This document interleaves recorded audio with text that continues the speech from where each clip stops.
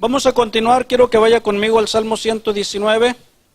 Vamos a estar leyendo ahí y vamos a continuar con nuestro estudio caminando por el Salmo 119.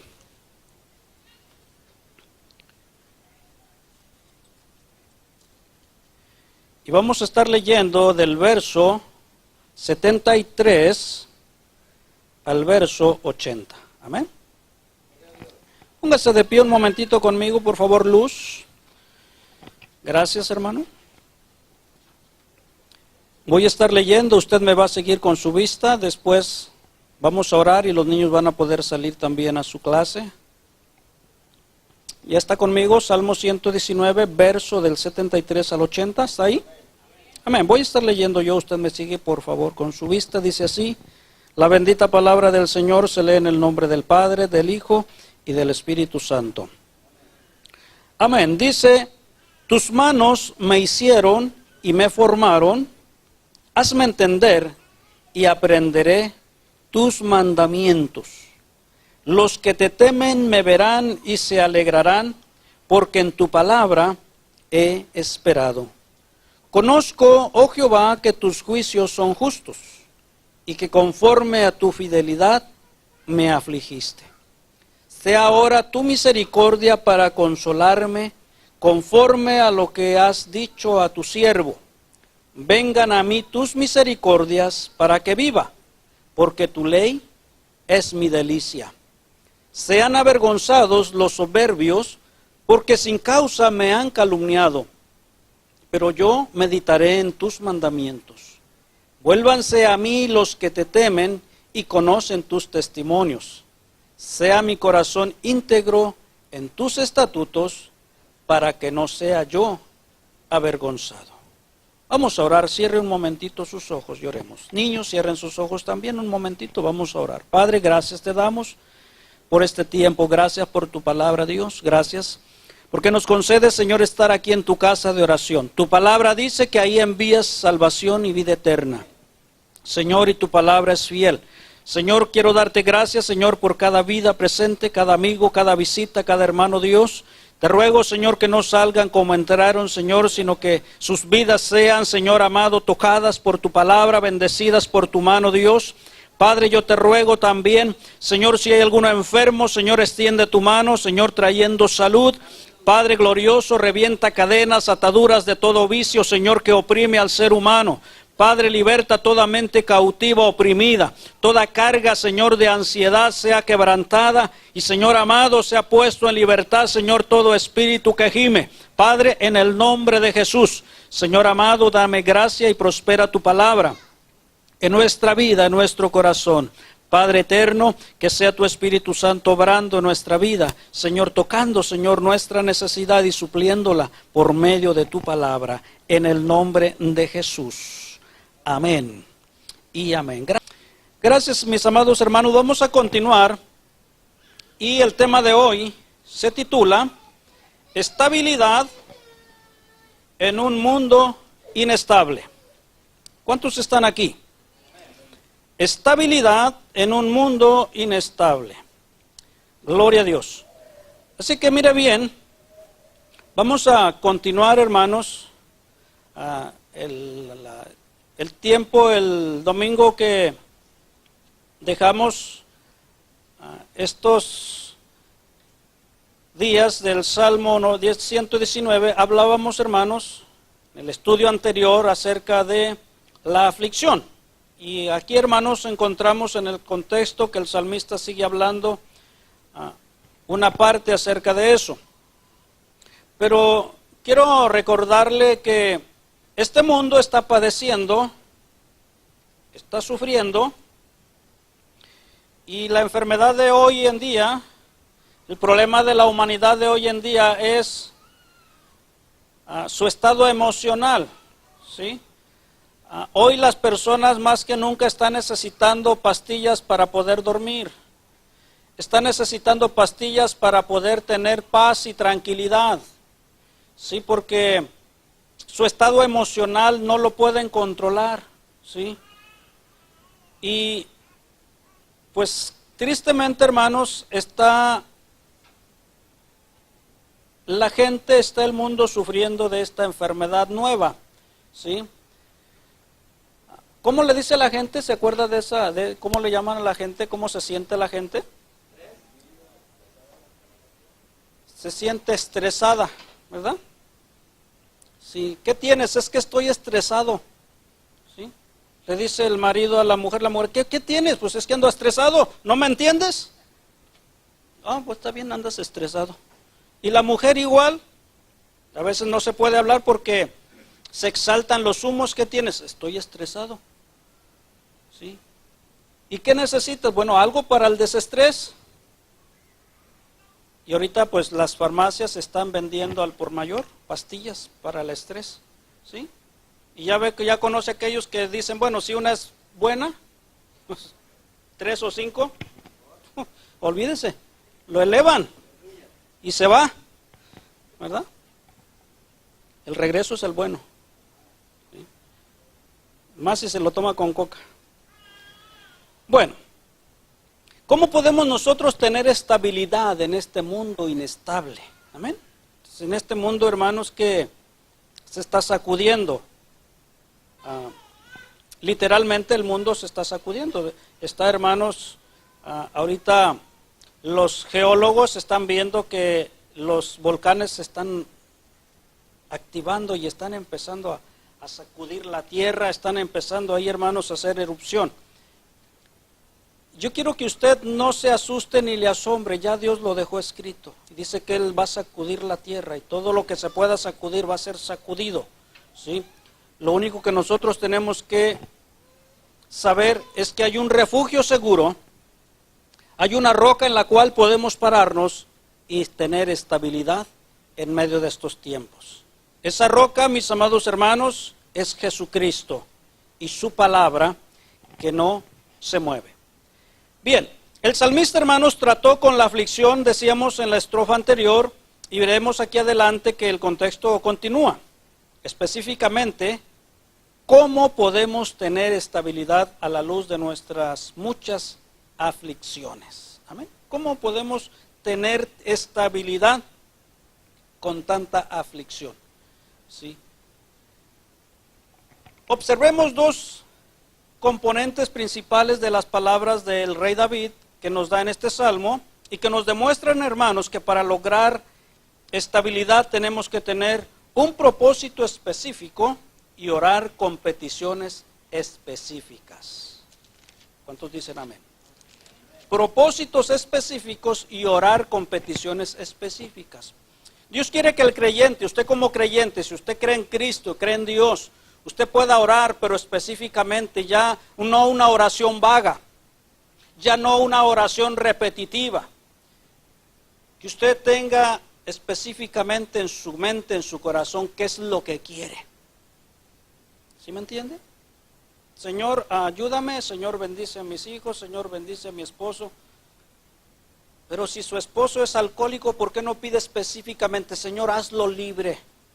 El Señor Jesucristo dijo que Él los puede hacer libres, y yo creo que Él los puede hacer libres. Pero usted, tristemente, no ora específicamente, solamente, Señor, ayúdame, Señor, que mira, que esto y que el otro, pero no es específico. Usted necesita ser específico, ¿qué quiere?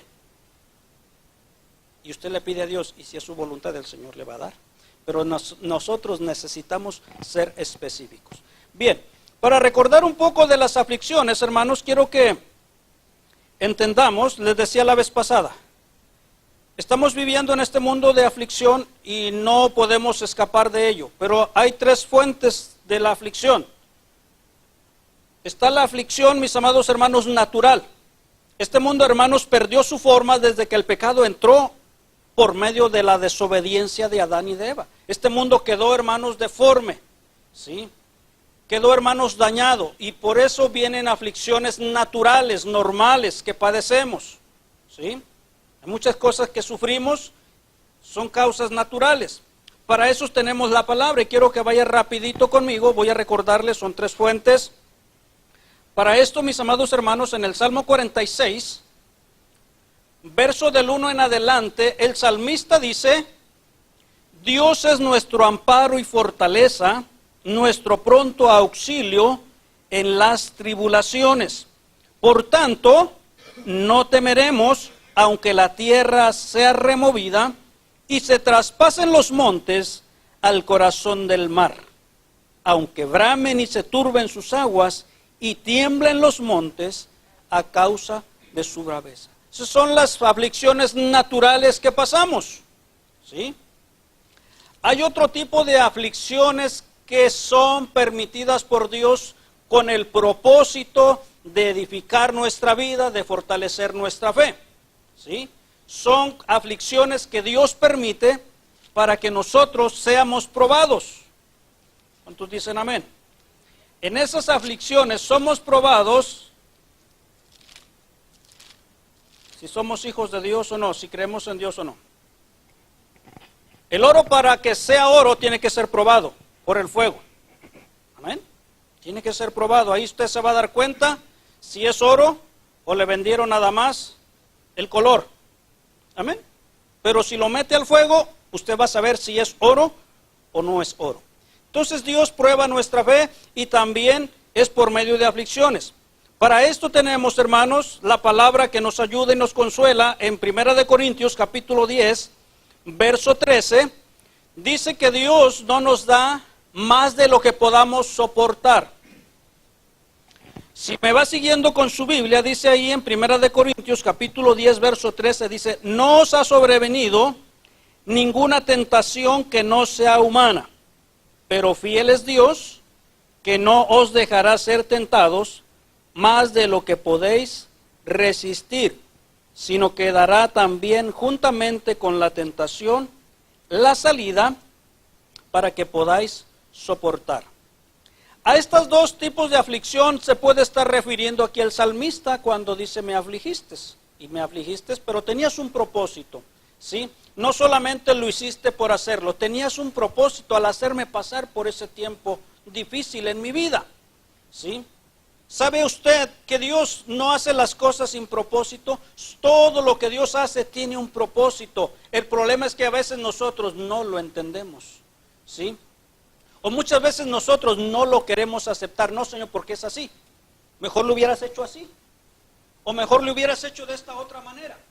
Entonces nosotros, hermanos, no entendemos, pero Dios siempre tiene un propósito específico al pasarnos por aflicciones. Y la tercera fuente de aflicción, mis amados hermanos, que pasamos es consecuencia de nuestras malas decisiones. Vaya conmigo hasta la primera carta del apóstol Pedro, capítulo 4. ¿Cuántos están aquí?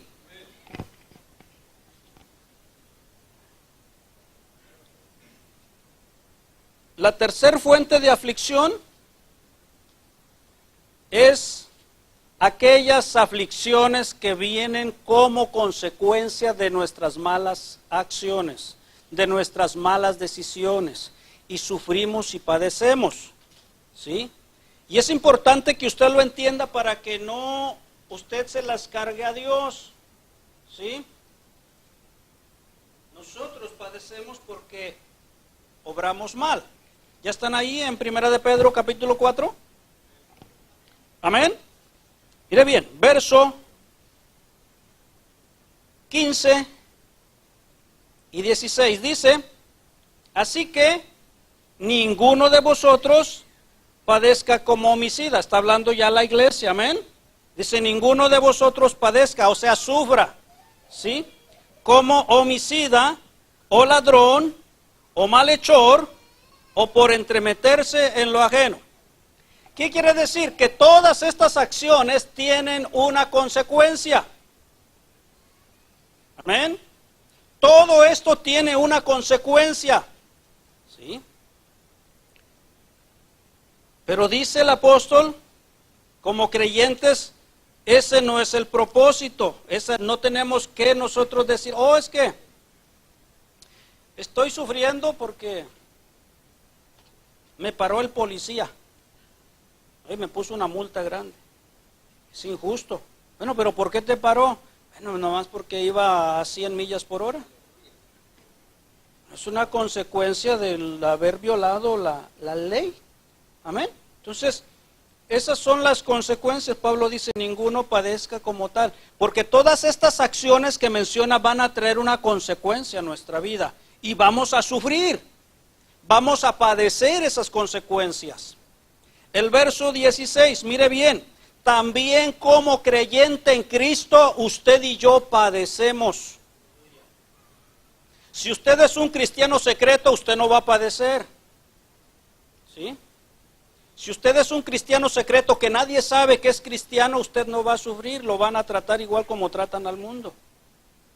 Pero si usted es un cristiano fiel que donde quiera usted dice que es cristiano y usted vive como cristiano, usted va a sufrir, ¿sí? Como cristiano. Pero dice la palabra, no se preocupe.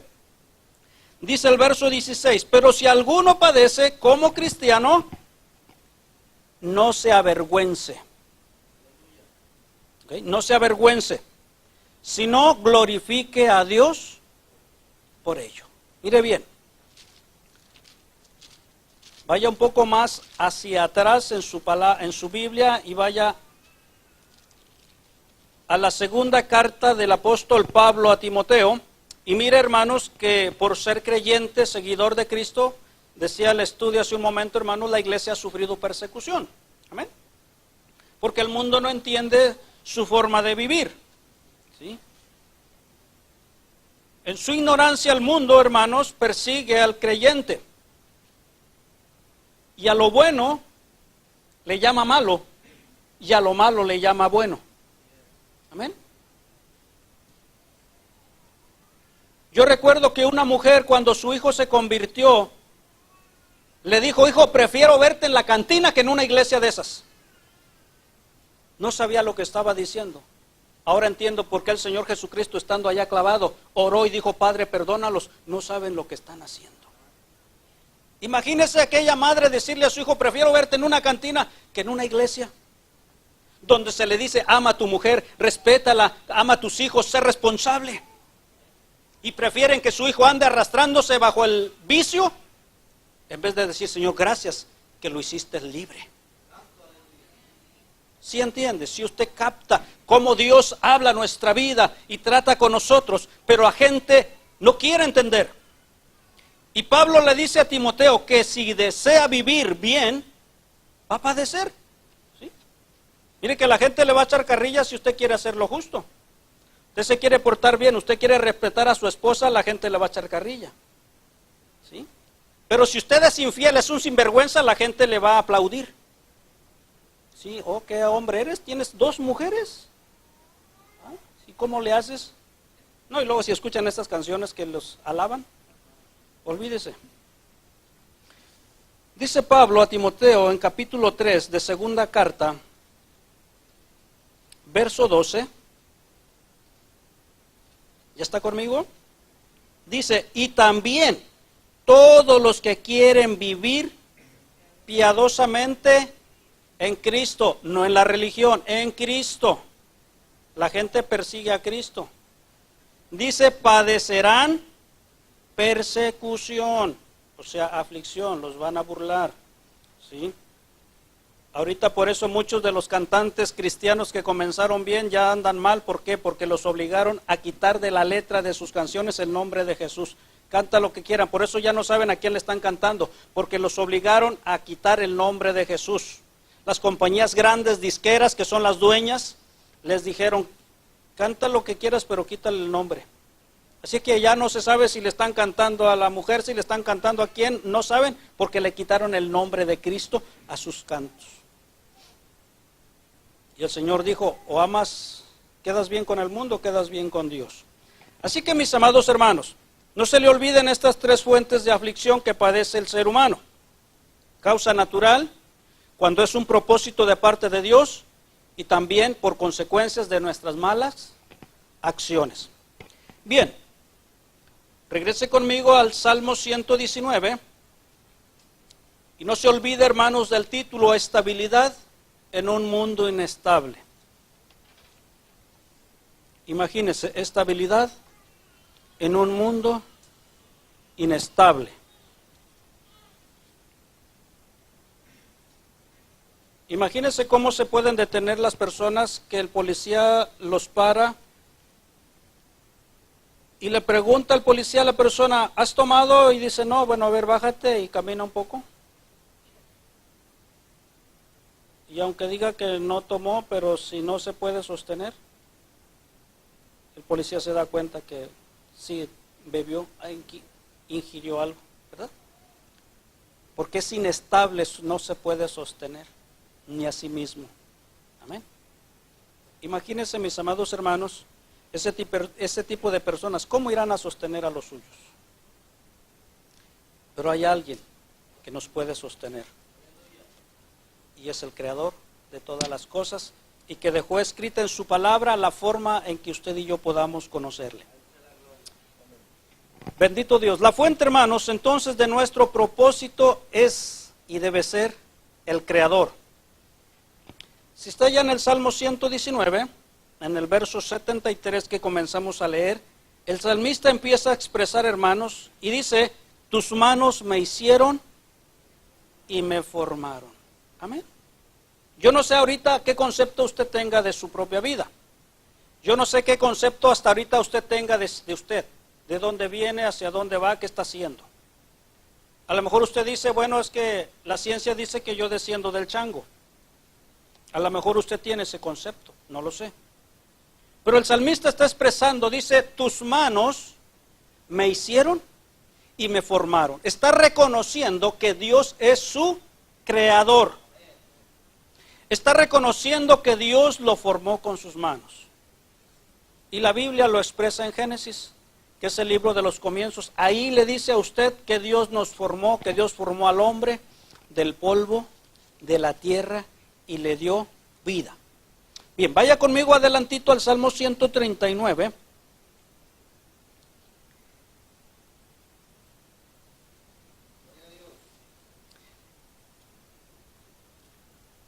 Del verso 15 en adelante dice el salmista describiendo la obra de Dios.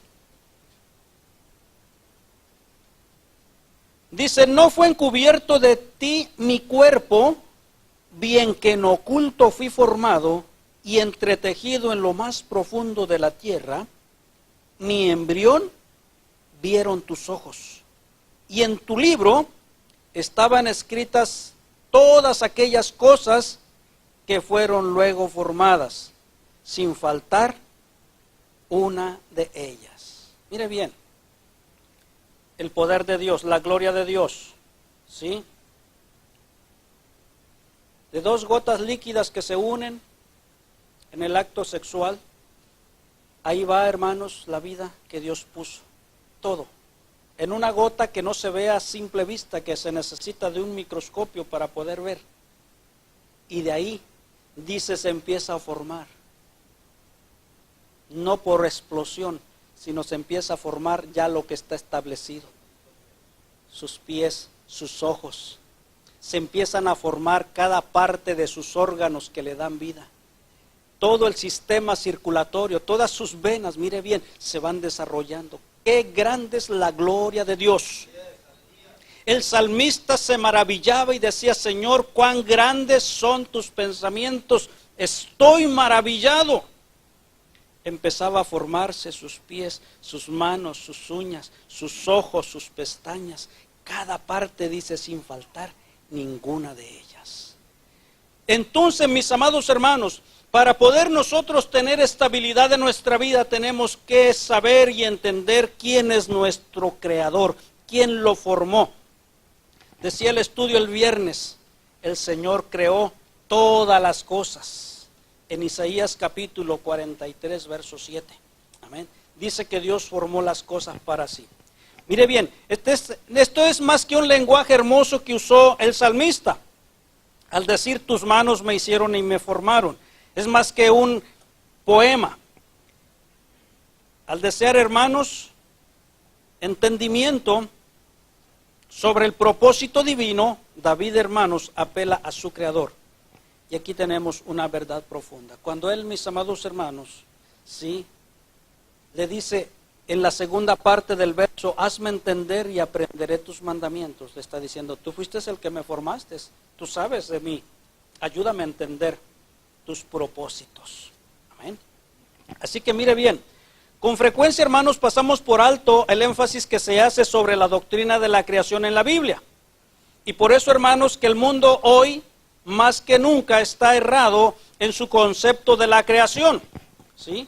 Todavía, hermanos, en el siglo XXI que estamos, la gente sigue pensando que pues desciende del chango, es la teoría más acertada. ¿Sí? Pero no sé de en qué momento, hermanos, dejaron de los changos de hacerse humanos, no sé en qué momento, porque pues ellos siguen siendo changos, siguen dando luz a sus criaturas, el ser humano sigue siendo ser humano, sigue dando luz, seres humanos, y sigue teniendo dominio sobre la creación, la cual Dios le entregó en sus manos, para tener control sobre ella. Así que, mis amados hermanos, no sé cuál sea tu concepto, pero si tenías un concepto diferente, qué hermoso es que tú puedas entender que Dios te formó, ¿sí? Y a tus muy poquitos 70 años que llegues a vivir aquí, si no entendiste que Dios es tu creador, vas a sufrir la eternidad. Tus 70, 80 o 90 años que llegues a vivir aquí, si no entendiste, si no entregaste tu vida a Cristo, si no viviste para Él, vas a perder todo lo que resta del tiempo en una oscuridad terrible, porque Él es la vida. Y Él te formó con un propósito. Y ese propósito es que tú puedas conocerle y adorarle y tener vida a su lado. Así que mira bien, pasamos muchas veces, hermanos, en poco la doctrina de la creación. ¿Sí? Esta verdad es fundamental para todas las demás. ¿Sí? ¿Por qué? ¿Cómo no va a ser Dios soberano si Él hizo todas las cosas? Quiero que vaya conmigo al verso que leímos el viernes con el hermano, Isaías 43, 7.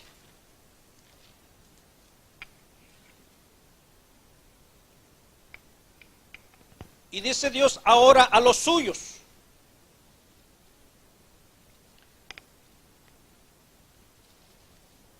porque ahora, hermanos, hay una diferencia entre la creación de Dios y los hijos de Dios.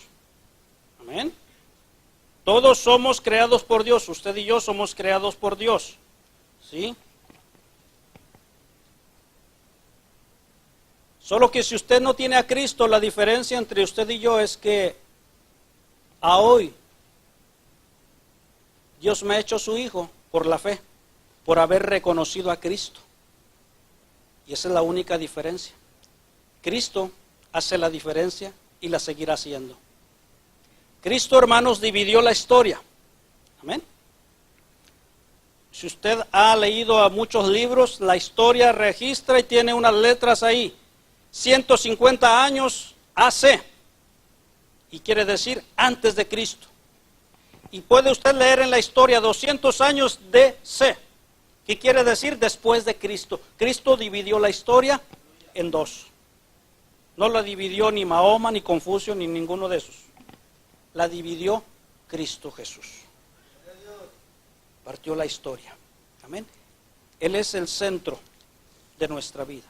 Isaías 43, 7 habla de los suyos. Dice: todos los llamados de mi nombre, para gloria mía, los he creado, los formé y los hice. Amén. Todo lo que Dios creó, hermanos, lo formó para Él. ¿Sí?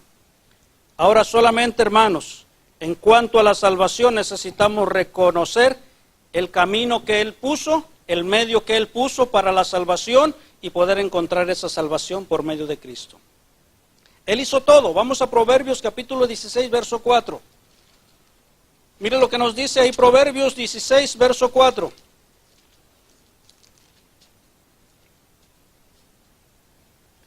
Proverbios capítulo 16, verso 4 dice: todas las cosas ha hecho Jehová para sí mismo. Amén. Aún al impío para el día malo. Todas las cosas Dios las ha hecho. Dice: aún al impío para el día malo. Muchos coinciden que este impío también se refiere al día malo, al día terrible de la tribulación grande. Bien, pero hay muchos días malos y muchos tiempos difíciles, ¿sí? En que el hombre se levanta contra el hombre y lo aflige. Hermanos, en el Nuevo Testamento recordamos un poco, hermanos, que el apóstol Pablo habla acerca de la creación y es de suma importancia que lo podamos recordar. Voy rapidito a Efesios capítulo 3, verso 9 y a Colosenses 1:16, solamente recordando, hermanos, que el apóstol Pablo le dice a la iglesia, ¿sí?, que hubo un propósito en la creación. Mire bien, Efesios capítulo 3, verso 9 dice, y de aclarar a todos cuál sea la dispensación del misterio escondido desde los siglos en Dios, que creó todas las cosas. Mire bien, Dios creó todas las cosas, ¿sí? La ciencia dice que las cosas se hicieron por una explosión. La Biblia dice que Dios los formó por la palabra de su poder. Dios dijo, que se haga esto, y fue hecho. Amén. Con la palabra de su poder, y la sustenta también con la palabra de su poder. Colosenses capítulo 1, verso 16 nos habla, hermanos, de todo lo que usted puede ver y no ver. Dice Colosenses capítulo 1, verso 16.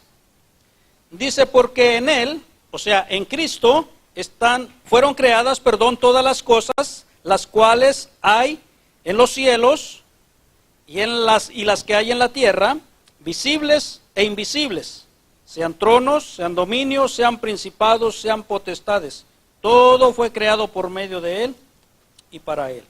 Así que, hermanos, cuando nosotros reconocemos el principio de la creación, entonces podemos entender la soberanía de Dios. Si no, usted no va a entender la sabiduría de Dios. Usted va a altercar con Dios. Usted va, hermanos, a luchar contra Dios. Si usted no reconoce la soberanía de Dios, la creación de Dios como Rey soberano, como Creador soberano, entonces usted va a altercar con Dios, ¿sí? Por eso es también que en muchos matrimonios hay contienda, porque no quieren comprender, porque dicen, ¿por qué la mujer tuvo que estar bajo el marido? Y se rebelan, no entienden que Dios tiene un orden, ¿sí? Tristemente la mujer se considera esclava, Dios no la considera esclava, Dios puso un orden, este es el orden que hay que seguir. ¿Quiere ser bendecido? Este es el orden. Y muchos no quieren entender cuando ese orden se voltean todas las cosas, aunque no le guste. Aunque la mujer piense que le está yendo bien, si tiene volteado ese orden, va a estar sufriendo tarde que temprano las consecuencias de esa inversión. ¿Por qué, hermanos? Porque Dios puso un orden. Ese orden, hermanos, está establecido en todo el universo. Bien, si nosotros podemos entender, hermanos, la soberanía, entonces podemos decir, oh Señor, todo lo que hiciste es el bueno. La Biblia dice que cuando Dios terminó de hacer toda su creación, dijo que todo era bueno en gran manera. No medio bueno, no más o menos. Dijo, fue bueno en gran manera. Todo lo que hizo Dios es bueno. Amén. Así que, mis amados hermanos, podemos preguntar, ¿acaso Dios creó este universo solo para dejarlo que orbitara por sí solo a la deriva? Claro que no. Dios tiene un propósito. Si existe, hermanos, algún propósito para esta vida, ¿a quién preguntarle sino a Dios? Tenemos que ir, pastor, pero no lo veo. Oh, pero aquí dejó una palabra. Y en ella está revelado toda su voluntad. Todo lo que usted y yo necesitamos está escrito. Y el salmista dijo, lámpara es a mis pies tu palabra y lumbrera a mi camino. Y en todo este estudio que hemos visto del Salmo 119, dice el salmista, hazme entender, abre mi entendimiento, enséñame las cosas para poder yo entender. Amén. Ahí está, hermanos, escrito todo lo que necesitamos saber. Pero el salmista oraba y decía, Señor, abre mi entendimiento, porque no entiendo. Amén. Y Dios, hermanos, está dispuesto a abrir nuestro entendimiento. La Biblia dice en Corintios, primera carta, que el hombre natural no puede entender las cosas del Espíritu, si no son reveladas por medio del Espíritu de Dios. Así que mire bien, ¿acaso nos creó Dios solamente para que pudiésemos respirar, trabajar, comer, sufrir y morir? No, Dios tenía un propósito diferente. ¿Sí? ¿Eso es todo lo que ofrece esta vida? Decía el hermano de los grandes filósofos griegos, todos hicieron grandes pensamientos, pero ninguno se acerca a Dios. Amén. Pueden, hermanos, y dan unos pensamientos muy profundos, pero ninguno, hermanos, alcanza, hermanos, la grandeza de Dios. ¿Sí? La vida, hermanos, que Dios ofrece, ellos no entendían, hermanos, ellos decían, el hombre se murió y se murió, pero Dios dice, no, tiene un alma que no se muere, tiene un alma que va todavía a seguir después de que a usted y a mí nos pongan en un ataúd. Tenemos un alma que va a seguir hacia adelante, esa alma nunca se muere, y esa alma es la que el Señor quiere salvar, ¿sí? Y si le aceptamos, Él tiene un cuerpo glorificado para poder depositar esa alma. Amén.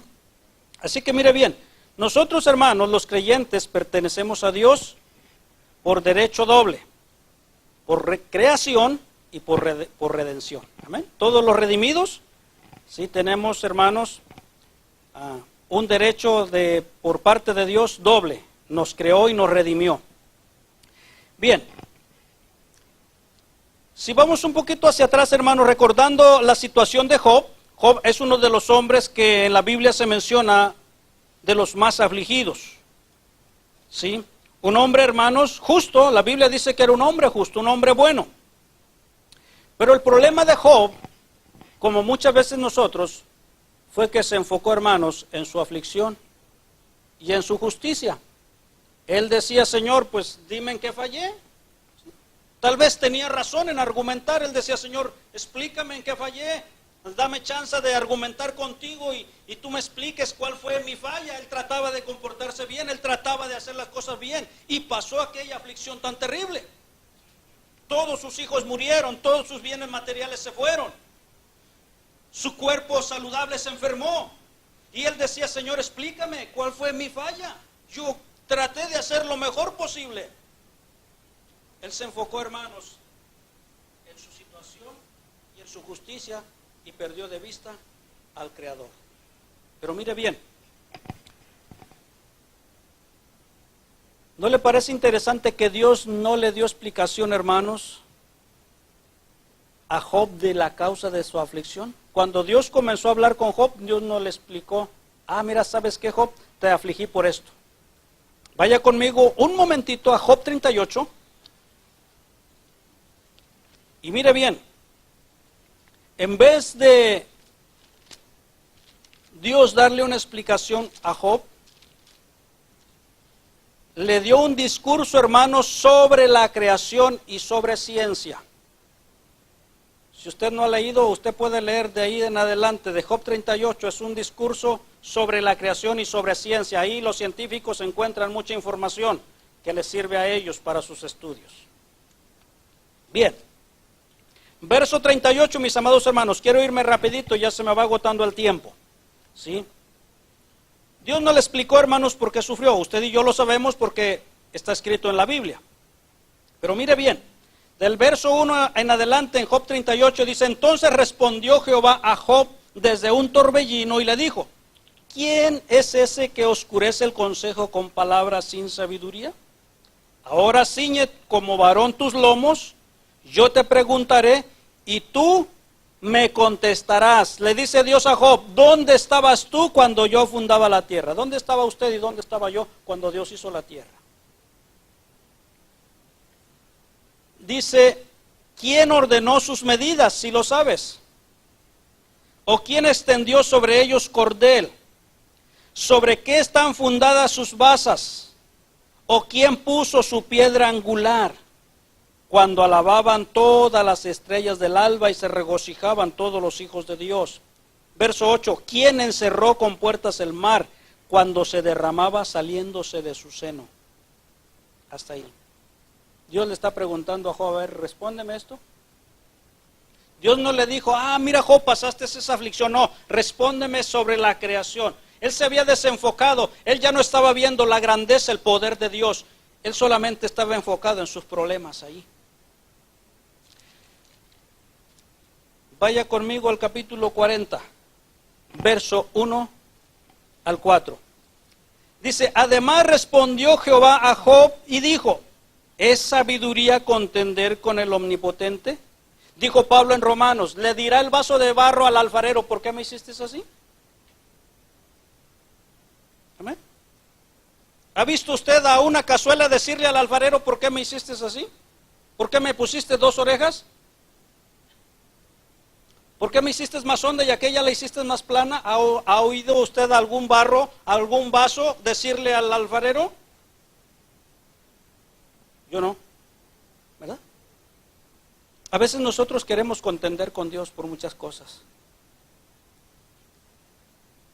Pero Dios es soberano, ¿sí está entendiendo? Dios es soberano, Él puede hacer lo que Él quiere hacer. Dice, ¿es sabiduría contender con el Omnipotente? El que disputa con Dios, responda esto.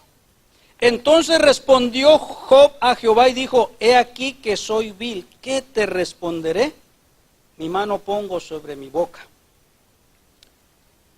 Capítulo 42, rapidito, vaya conmigo, del 1 al 6 dice, respondió Job a Jehová y dijo, yo conozco que todo lo puedes y que no hay pensamiento que se esconda de ti. ¿Quién es el que oscurece el consejo sin entendimiento?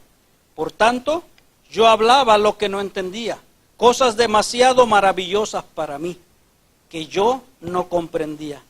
Oye, te ruego y hablaré, te preguntaré y tú me enseñarás. Muchas veces usted no está dispuesto a preguntarle a Dios a nada.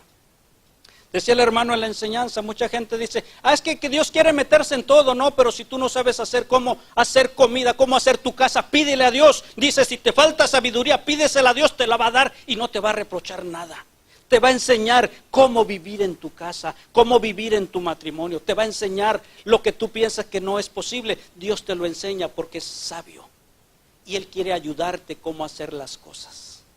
En su sabiduría, dice, oye, te ruego y yo te preguntaré.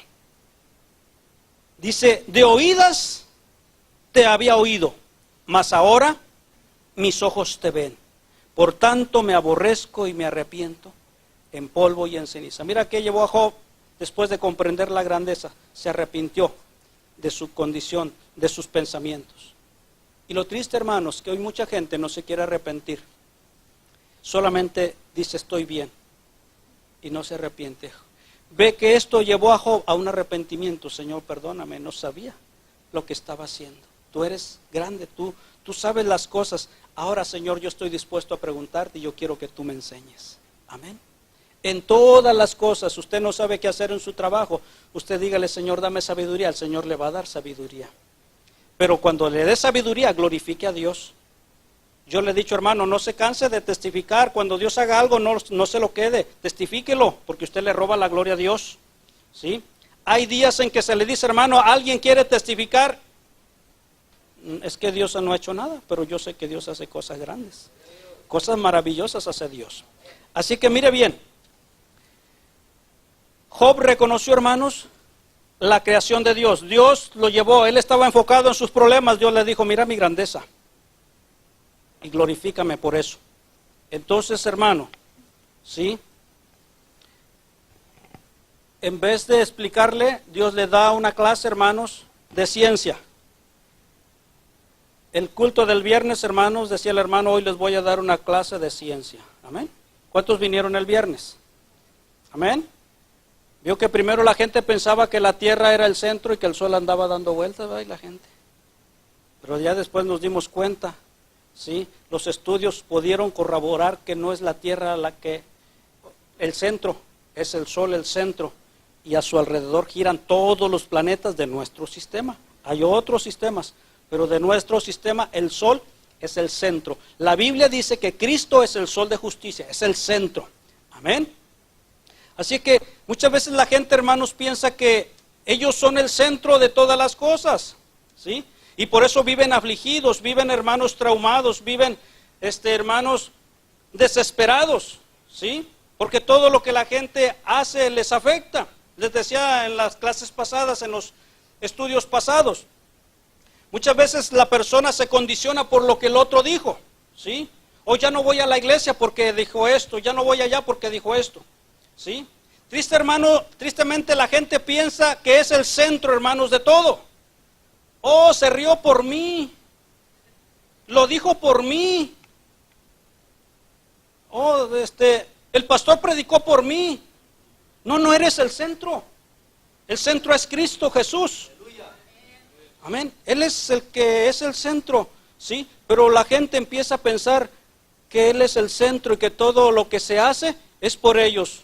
Oh, lo hizo a propósito por mí, ¿sí? Y piensan que todo lo es por ellos. No, hermano, no es por ti. La gente no vive por ti. Eso hace las cosas y sigue.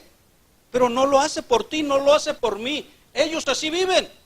No somos el centro, pero es necesario que reconozcamos que Cristo es el centro de nuestra vida y que a su alrededor debemos de vivir para poder nosotros tener estabilidad en este mundo inestable. Amén. Porque si nosotros vivimos así, hermanos, no vamos a poder vivir. Voy rumbo al final.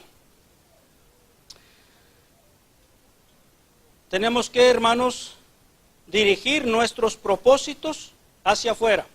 El propósito, hermanos, de cuando nosotros pasamos pruebas permitidas por Dios, es que cuando la gente te ve, pueda glorificar a Dios y pueda reconocer que tú fuiste perfeccionado en la fe. Amén. Dice el salmista, esto lo verán muchos y te temerán, se alegrarán, ¿sí? La Biblia dice, hermanos, que cuando el apóstol Pablo y Silas fueron encarcelados a causa de la persecución que había contra ellos, los metieron en el calabozo más terrible, pero ahí a medianoche ellos estaban cantando y glorificando a Dios.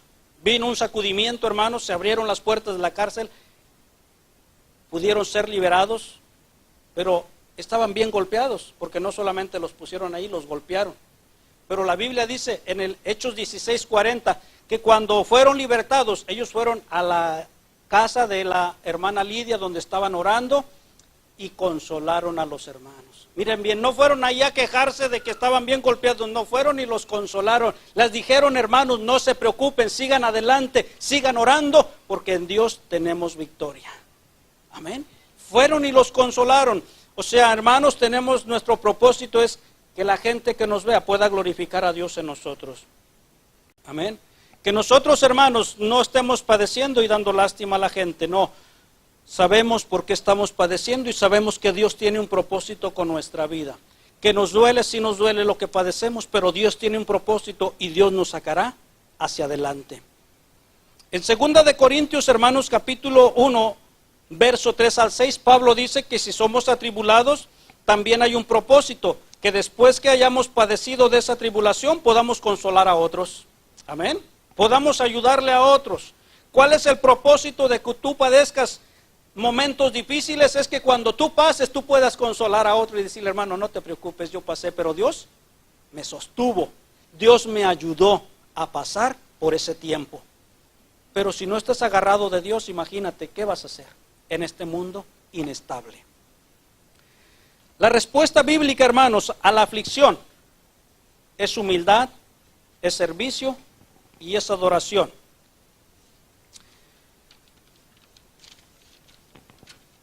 Y voy a finalizar, hermanos. ¿Ya bien? El pueblo de Israel, hermanos, estaba molesto con Dios. Vaya un momentito conmigo al libro del profeta Malaquías. Voy a ir cerrando ya. Profeta Malaquías, capítulo 1. Mire bien. Quiero ir rapidito así para que usted entienda. El pueblo estuvo afligido, 70 años estuvo esclavizado. Y muchas veces, decía también el estudio, muchas veces el pueblo judío fue perseguido, fue agobiado por causa de su rebeldía. Amén. Porque Dios estaba dispuesto a guardarlos, a protegerlos, pero ellos eran siempre rebeldes y sufrieron esas consecuencias. Cuando ellos regresan, hermanos, del exilio de Babilonia, Dios a través de Malaquías les dice que les ama. Mire bien cómo responde el pueblo. Malaquías, ¿ya está en Malaquías? Capítulo 1, verso 1 y 2, mire bien, dice, profecía de la palabra de Jehová contra Israel por medio de Malaquías. Verso 2 dice, yo os he amado, dice Jehová. Y mire cómo responden ellos. Dice, y dijisteis, ¿en qué nos amaste? Hasta ahí Dios les empieza a decir, ¿no eran dos hermanos, Esaú y Jacob? Dice, yo amé a Jacob, o sea, lo escogí a él. Pero Me asombra, hermanos, la respuesta de ellos. ¿En qué nos has amado? Vaya conmigo al capítulo 3 ahí mismo. Versos 6 y 7 primero dice, porque yo Jehová no cambio. Por esto, hijos de Jacob, no habéis sido consumidos. Desde los días de vuestros padres os habéis apartado de mis leyes y no las guardasteis. Volveos a mí y yo me volveré a vosotros. Ha dicho Jehová de los ejércitos. Y otra vez dicen ellos, ¿y en qué hemos de volvernos? O sea, ¿qué hemos hecho mal? Hermano, tantas cosas que habían hecho mal. Y dicen, ¿y en qué? Yo estoy bien. Amén. Hermano, a veces la gente recibe el evangelio, recibe la palabra, Dios te ama, Dios quiere perdonarte, Dios quiere salvarte. ¿Y sabe qué dice mucha gente? Dice, no, más después. Deja componerme un poquito. Luego que sea un poquito más bueno, entonces voy. Pero Dios quiere salvarte tal como eres, porque Él es el que puede limpiar tu vida, hacerte libre. Él puede hacer todas las cosas. Mira bien, también Dios le dice, vuélvanse a mí. ¿Sin qué? ¿Sí? Verso 8, ¿robará el hombre a Dios? Señor, no. Dijo, pues vosotros me habéis robado. Dios le está hablando al pueblo, ¿sí? Y de ellos están argumentando. Mire bien, ¿cómo nosotros respondemos? Ellos estaban molestos, ellos han tanto tiempo que nos tuviste allá de esclavos.